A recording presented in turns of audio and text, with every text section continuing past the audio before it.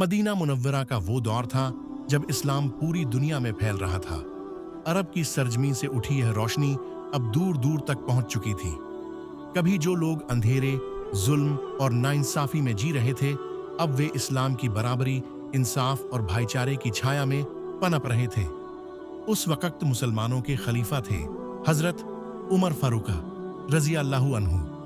उनका नाम सुनते ही लोगों के दिलों में इज्जत और एक तरह का खौफ पैदा हो जाता था। खौफ ताकत का नहीं, बल्कि उनके इंसाफ का। हजरत उमर रजी अल्लाहु अन्हु की जिंदगी बेहद सादी थी। न कोई शाही महल, न आराम की ज्यादा चीजें। वो एक खलीफा थे, लेकिन उनके कपड़े साधारण होते, उनका खाना बहुत मामूली होता। अक्सर उन्हें मुसलमानों की गलियों में फर्श पर बैठा देखा जाता था। लोग कहते थे कि अगर तुम इस्लाम के इंसाफ को देखना चाहते हो तो उमर रजी अल्लाहु अन्हु के दौर की अदालतों को देखो। उनकी शख्सियत ऐसी थी कि अगर कोई मजलूम, पीड़ित रात के अंधेरे में भी दरवाजा खटखटा कर कहता, ए अमीरुल मोमिनीन, मुझे इंसाफ चाहिए, तो हजरत उमर रजी अल्लाहु अन्हु उसी वक्त उठ खड़े होते और फौरन इंसाफ दिलाते।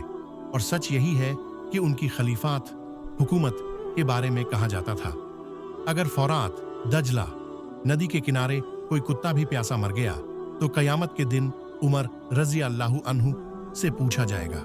यानी उनका जिम्मेदारी का एहसास इतना गहरा था कि जानवर तक उनके इंसाफ से महरूम न रहे। इसी दौर में एक ऐसा मशहूर वाकया पेश आया जिसने न सिर्फ अरब बल्कि पूरी दुनिया को दिखा दिया कि इस्लाम में गरीब और बादशाह दोनों के लिए बराबर इंसाफ है।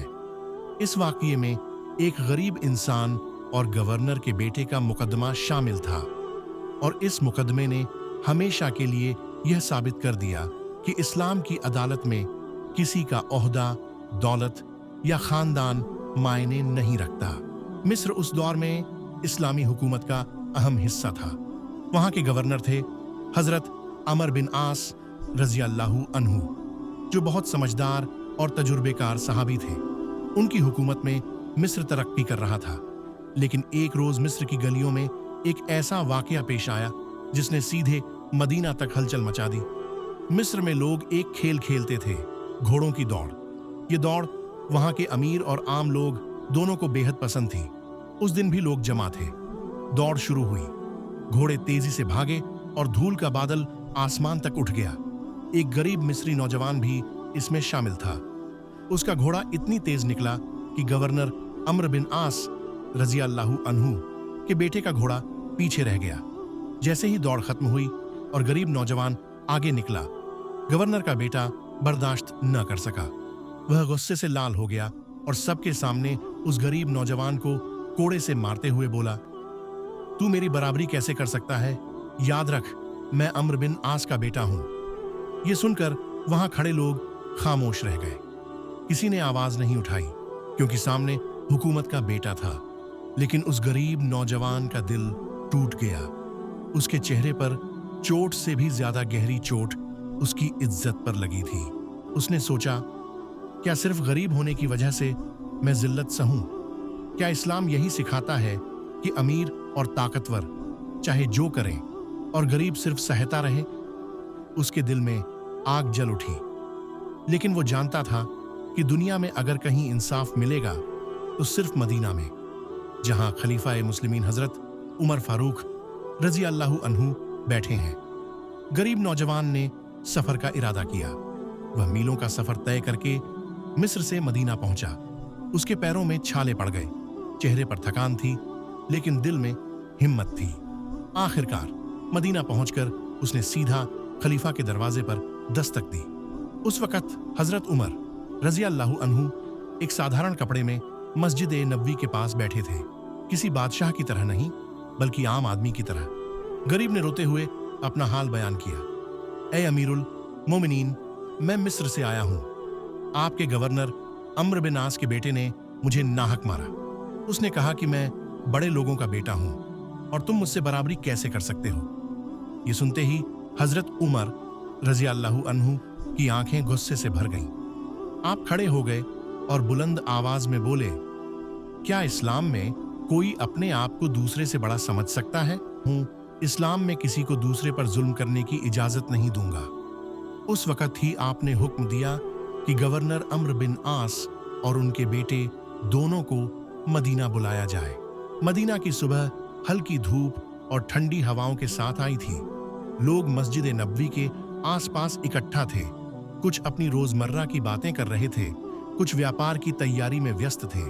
मगर जब खलीफा हजरत उमर फारूक रज़ियल्लाहु अन्हु का नाम सुना गया तो भीड़ एकदम मौन हो गई। लोगों की नजरें उस दरवाजे पर टिक गईं जहां से इंसाफ का फैसला निकलता था।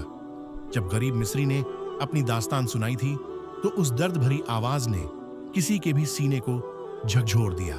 हजरत उमर रज़ियल्लाहु अन्हु का चेहरा सुनते ही बदल गया। वह सिर्फ गुस्सा नहीं था बल्कि उस गैर इंसाफी पर नफरत भी थी। उनकी आंखों में सख्ती थी मगर उसके पीछे दया और जिम्मेदारी का एहसास भी झलक रहा था। आपने आदेश दिया कि मिस्र के गवर्नर अमर बिन आस रज़ियल्लाहु अन्हु और उनका बेटा तुरंत मदीना बुलाए जाए। ये खबर जैसे ही पहुंची, मंदिर से सरकारियत के सारे रास्ते हलचल में आ गए। लोग सोच रहे थे, क्या सचमुच कोई गवर्नर और उसका बेटा अपनी गलती के सामने खुलकर जवाब देंगे? कुछ ही दिनों में अमर बिन आस और उनका बेटा मदीना पहुंचे। दोनों पर राजसी आभा थी मगर मदीना की सादगी से उनकी चमक थोड़ी फीकी लग रही थी। पिता की चाल में अनुभव और टिकाऊपन था। बेटे की आंखों में अब भी वह अहंकार था जो दौड़ की हार के बढ़ते हुए घमंड का हिस्सा था। वे खड़े हुए राजा की तरह नहीं, पर फिर भी दर्जा उनके हर अंदाज में बयां हो रहा था। हजरत उमर रज़ियल्लाहु अन्हु ने अदालत में बैठकर पूरा मंजर देखा। गरीब मिस्री, गवर्नर और उसका बेटा और भीड़। आपने गहरी सांस ली और सबकी तरफ देखा। आपकी आवाज इतनी शांति और ठहराव में निकली कि हर शब्द का वजन था। आज यहां हम किसी रुतबे पर नहीं बल्कि हक और सच्चाई पर फैसला करेंगे। ये अदालत इस्लाम का चेहरा है जहां गरीब और अमीर दोनों के लिए एक ही तराजू है। फिर आप गरीब मिस्री के पास बैठे और मृदु आवाज में बोले, पर आवाज में दृढ़ता थी, भाई यह तुम्हारा मुकदमा है, अब तुम अपना हक मांगो। गरीब के हाथ कांप रहे थे, उसकी आंखों में आंसू थे मगर उसके होंठों पर एक ठहराव भी था, जैसे वर्षों की जुल्म सहने के बाद वह अब सच की आंखों में देख रहा था। भीड़ में खामोशी थी। सबको मालूम था कि अब क्या होना चाहिए, पर हकीकत देखने से कोई नहीं बच सकता था। तभी हजरत उमर रज़ियल्लाहु अन्हु ने एक संकेत किया। एक कोड़ा जो अदालत में गवाह के रूप में रखा गया था, गरीब के हाथ में दिया गया। यह दृश्य बहुत कुछ कह रहा था। अदालत किसी डराने, धमकाने या बदले की जगह नहीं बल्कि बराबरी और कानून की आजमाइश का जरिया है। आपने स्पष्ट शब्दों में कहा, जिस तरह इसने तुम्हें मारा था उसी तरह तुम भी अब इसे मारो। ये फरमान सुनकर गवर्नर के बेटे के चेहरे पर ताज्जुब और शर्म का मिला जुला रंग आ गया। वह शायद समझ रहा था कि अब उसका वो अहंकार जो दौड़ के जीत या पिता के नाम से पैदा हुआ था, अदालत की सीधी कठोर सच्चाई के सामने टूट रहा है। कई लोग सोचते हैं कि यह फरमान क्रूरता दर्शाता है, पर हजरत उमर रज़ियल्लाहु अन्हु का मकसद बदला लेना नहीं था। मकसद था हक का पुनर्स्थापन। यह दिखाना कि अपराध का असर जितना हर किसी के लिए बराबर लागू होना चाहिए, उतना ही असर सबको भुगतना होगा। कोर्ट ने यह स्पष्ट करना चाहा कि कोई भी रुतबा किसी को दूसरे का अपमान करने या उसके साथ अन्याय करने का अधिकार नहीं देता। गरीब ने, जो अभी अभी लंबा सफर करके आया था, हाथ में कोड़ा पकड़ा। उसके हाथ अब दर्द में डूबे हुए थे, पर उसके चेहरे पर एक अजीब सी शांति थी। उसने वही हरकत की जो उससे अपेक्षित थी। भीड़ में से कुछ लोग उसकी दिलेरी पर हैरान हुए, क्योंकि उस पल उसने बदले का रास्ता नहीं चुना बल्कि खुद अपने हक को अदालत के तरीके से मांगा। अदालत में बैठा हजरत उमर रज़ियल्लाहु अन्हु इस पूरी प्रक्रिया को चुपचाप देख रहे थे। आपके शब्दों में कोई दिखावा नहीं था, सिर्फ स्पष्टता और फर्ज। आपने यह दिखा दिया कि किस तरह कानून और इंसाफ का तराजू हमेशा तौलता है, न कि किसी की औकात के हिसाब से झुकता है।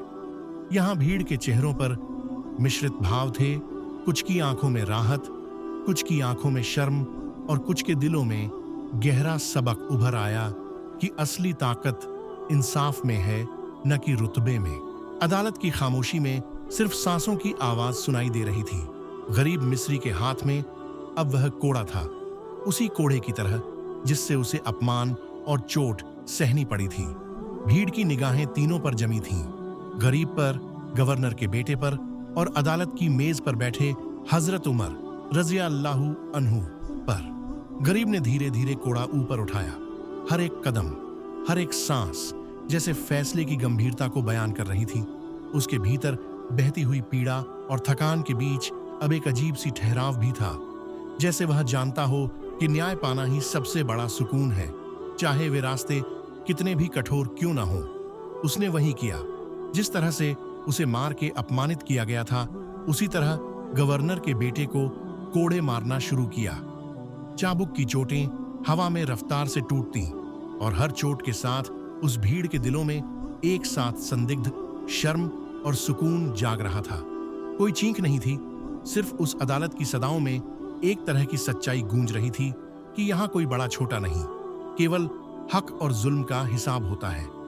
गवर्नर के बेटे के चेहरे पर पहले जो घमंड था, अब धूल रंग और आंसू में बदल गया था। उसकी आंखों में अब पछतावे की परतें जमने लगीं।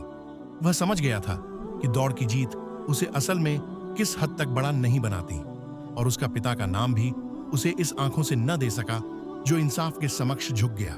जब कोड़ों की संख्या उतनी ही हुई जितनी उस गरीब के साथ हुई थी, हजरत उमर रज़ियल्लाहु अन्हु ने आंख उठाकर देखा। आपकी आंखों में कोई सख्ती कम, पर न्याय की पकड़ अटल थी। आपने गरीब से पूछा, आवाज में वही सरलता और दया दोनों समाहित थे। यदि तुम चाहो तो और मारो, वैसे ही जैसे इसने तुम्हें तकलीफ दी थी। भीड़ जो अपेक्षा कर रही थी कि अब शोर मचेगा, बदला की आग छिड़ेगी, लेकिन उस गरीब के चेहरे पर कोई आग नहीं, केवल एक गहरी शांति थी।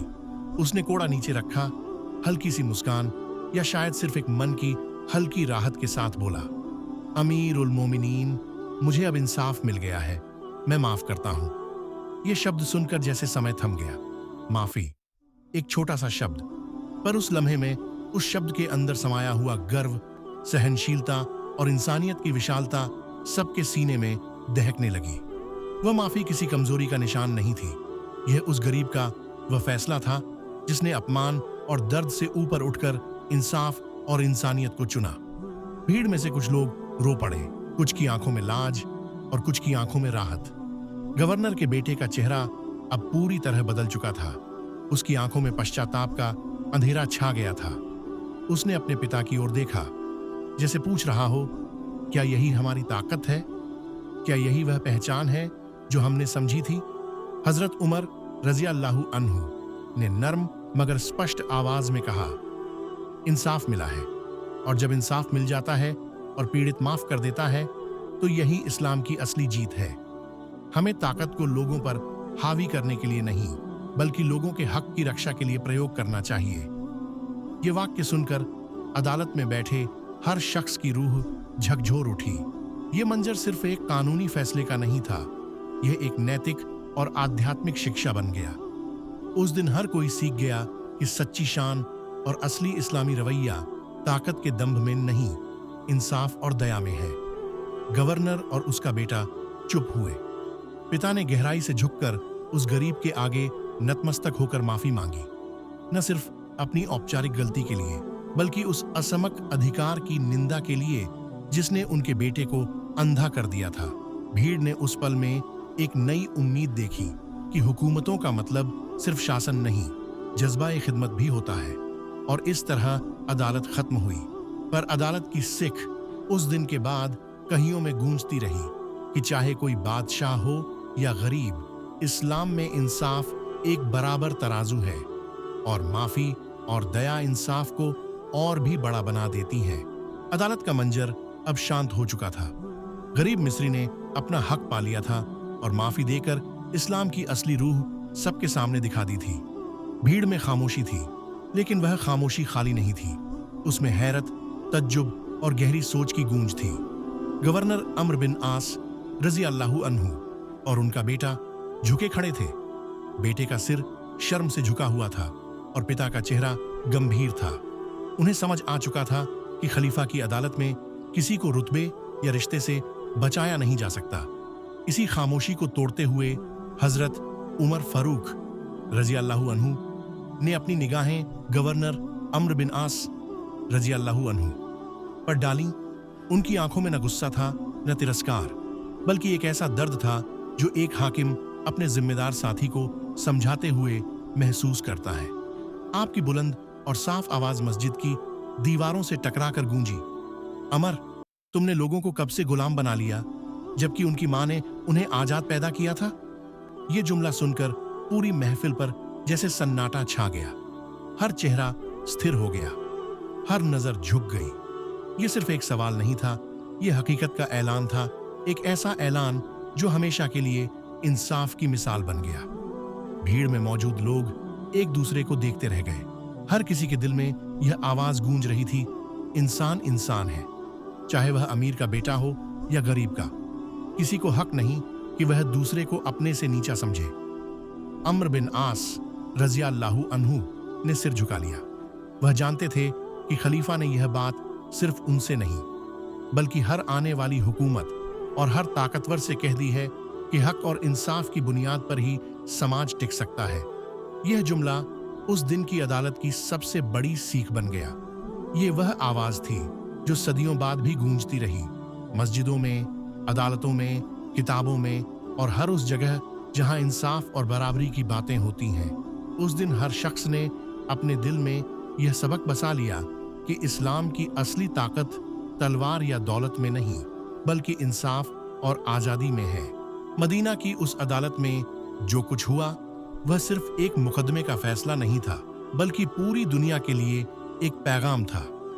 उस दिन लोग जब घर लौटे तो उनके दिलों और दिमाग में एक ही तस्वीर थी, एक गरीब नौजवान, एक गवर्नर का बेटा और एक खलीफा जो सबके लिए बराबर इंसाफ लेकर खड़ा था। लोग आपस में कहते थे, आज हमने अपनी आंखों से देख लिया कि इस्लाम में बादशाह और गरीब का दर्जा एक सा है। अगर गवर्नर का बेटा गलती करेगा तो वही सजा पाएगा जो एक आम आदमी पाता है। यहां कोई बड़ा छोटा नहीं, सब बराबर हैं। उस दिन यह भी साबित हो गया कि हुकूमत का काम सिर्फ ताकत का दिखावा करना नहीं है। असली हुकूमत वह है जो इंसाफ करे, मजलूम को उसका हक दिलाए और जालिम को उसकी हद में रखे। भीड़ में बैठे बुजुर्ग आपस में फुसफुसा रहे थे, देखो, असली इज्जत दौलत और रुतबे में नहीं, बल्कि इंसाफ में है। अगर इंसाफ हो तो गरीब भी सर उठाकर जी सकता है, और अगर न हो तो अमीर का रुतबा भी बेकार है। और सबसे बड़ी सीख यह थी कि कानून सबके लिए एक जैसा होना चाहिए, चाहे गवर्नर का बेटा हो या गरीब किसान, अदालत में सब बराबर है। यही बराबरी इस्लाम की नींव है, और यही वजह है कि उसका पैगाम दुनिया के हर कोने तक पहुंचा। उस दिन की अदालत ने न सिर्फ एक गरीब को इंसाफ दिया, बल्कि पूरी इंसानियत को यह सबक भी दिया कि अगर समाज को मजबूत बनाना है तो उसे जुल्म और नाइंसाफी से नहीं, बल्कि इंसाफ और बराबरी से चलाना होगा।